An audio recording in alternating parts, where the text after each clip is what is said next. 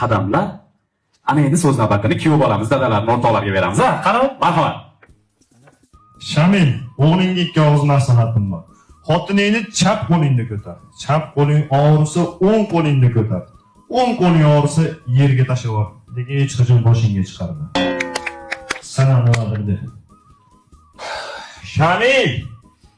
Bilaman, Nargizni ham ko'rgansan. Sen Shamilni sirini ochyapsan. Aytdim, paxmay qilmaylik deb sen. Shu gaplarga qo'shilaman, sog' bo'linglar. Ana endi so'z sifatida raqs ko'ramiz, ha? Yo'q, o'ynaymiz. Yo'q. Men bitta o'ynayman. Yo'q, biz hech qachon o'ynamagan.